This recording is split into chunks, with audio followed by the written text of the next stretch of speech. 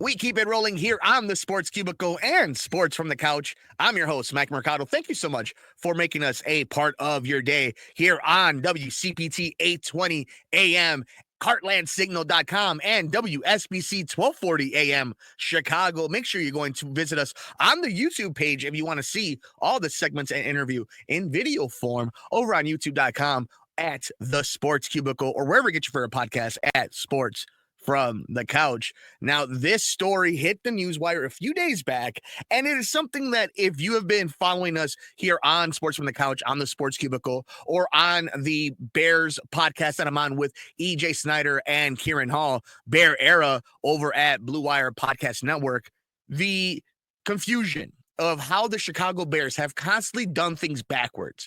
They always tend to be doing one step ahead of time, one step before, they're always doing something they're not supposed to. They're skipping B and going right to C. And in this case, it was the new head coach has a long-term deal, but what exactly is going on with the general manager?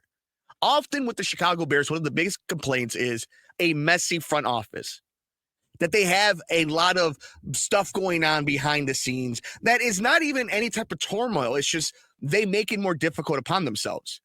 And they finally seem to put everybody on the same page. They finally seem to be pulling the rope in the same direction. This comes to us from ESPN.com's Courtney Cronin. Bears extend general manager Ryan Poles through 2029. The Chicago Bears and general manager Ryan Poles have agreed to a 3-year contract extension that runs through 2029 season, a source told ESPN's Adam Schefter on Friday. Poles had 2 years remaining on the 5-year contract he signed upon becoming Chicago's general manager in 2022. He is now aligned with head coach Ben Johnson, whose contract runs through the 2029 season. ESPN first reported the Bears plan to extend Poles during the 2025 offseason in January.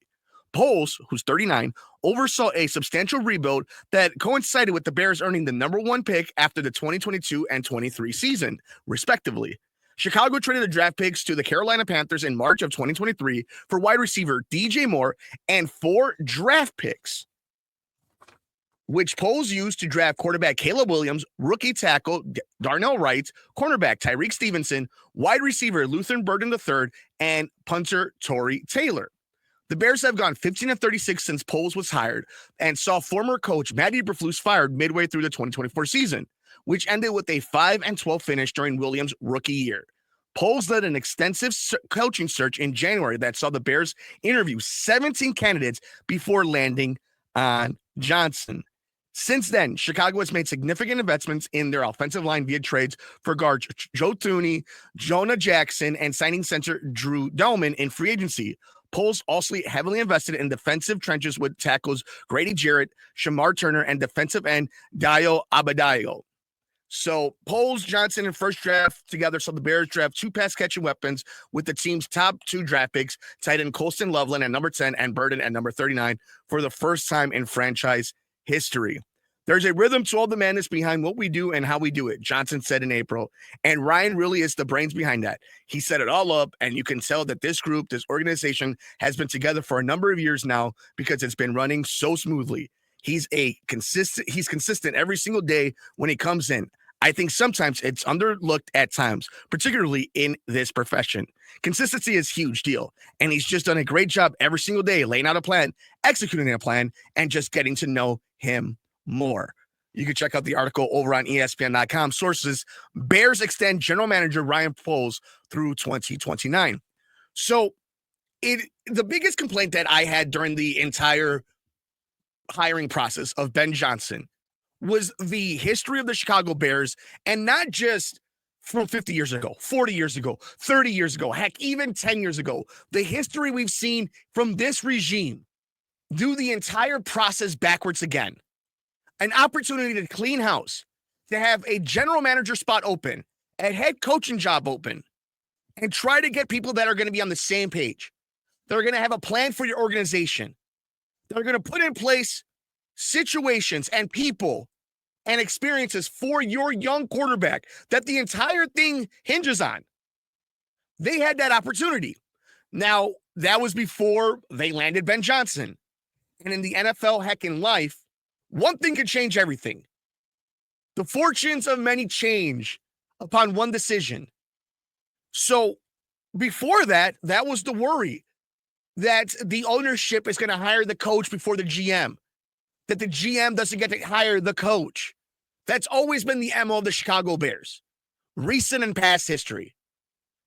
But now you have two people who are aligned. And it was going to be a lame duck season for Ryan Poles. So you got that headache out of the way. You give him credit for being aggressive this offseason, for addressing desperate needs this team had, and to utilize what has made Ben Johnson a great coordinator. You have brought in those type of assets for him. So he's done a great offseason. He's had awesome offseasons. He's had some poor offseasons. But he would have been a lame duck coach. A lame duck general manager because of the golden goose head coach that you just hired. And now you've taken away that headache. Now it's about development, the people you've hired. Because if it doesn't work, if Caleb Williams doesn't develop, if this team doesn't take the next step, if they aren't competing in the NFC North, nobody will have a job in 3 years. And you won't be able to squarely blame one person. Ben Johnson and Caleb Williams cannot rest on the idea of, well, Ryan Poles will get the axe first. Ben Johnson can't sit there and say, we'll wait for Caleb. Oh, he didn't develop. I need my own rookie. And Caleb himself has to play along and take that next step because he knows now the timeline, the timetable his head coach and general manager have. This is a smart move by the Bears. You may not agree that Ryan Poles deserves an extension. You may be sitting there and saying, can you wait just a little bit and maybe the GM that can be a partner with Ben Johnson and upgrade at that position in the front office? Sure. But first of all, do you want to test your luck, right? As a Bears fan, do you think they're going to go 2 for 2 in hires like this, where they're going to get the big name general manager that anybody and everybody wants? If that situation was to come? No. So I think what you have here is a general manager who's been good enough. I don't think the teams come September through December have performed well, and that does fall on him. Chase Claypool does fall on him. But I have seen them draft really good players that have become Pro Bowlers. I have seen them become aggressive and fleece other teams, not be the joke on every single trade. And now you get rid of distractions and you have everybody on the same life raft. If we're going to survive, if we're going to make it, we have to do it together. Nobody can throw somebody else out to save themselves. Everybody now sees what the timetable is for each other. From the rookie quarterback going on his sophomore year to the general manager on his second head coach to the first-time head coach. You have a man in charge in Kevin Warren who is going to put expectations not only to this roster, to this front office, to this coaching staff, he's going to put it out there to the fans. They're going to put fire to the feet of this entire organization on the football end of things. And this is the type of deal that says we have confidence in you, but you all are in this together. And you guys better make this right. Better make this consistent before we open that cathedral in Arlington Heights. And I don't think you're crazy if you think he didn't deserve it.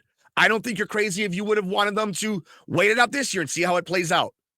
But if the Bears had finished 6-11, what decision would have they made?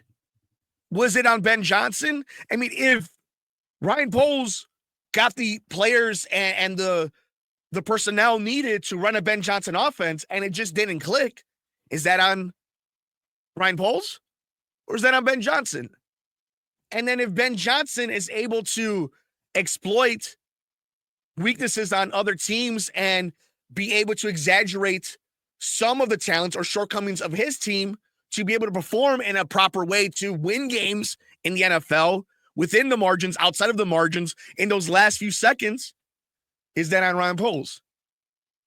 Now everybody's on an even keel. You don't have to second guess. You don't have to make it weird and awkward and messy. But you're not wrong to think that he probably hasn't earned this. But it does make business sense.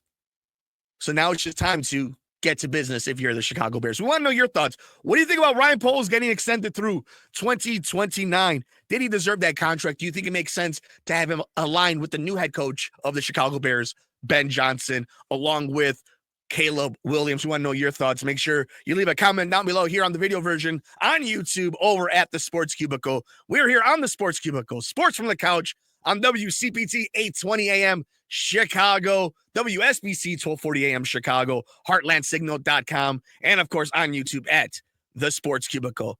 We got a whole lot left on this edition of Sports from the Couch and the Sports Cubicle. I'm your host, Mike Mercado.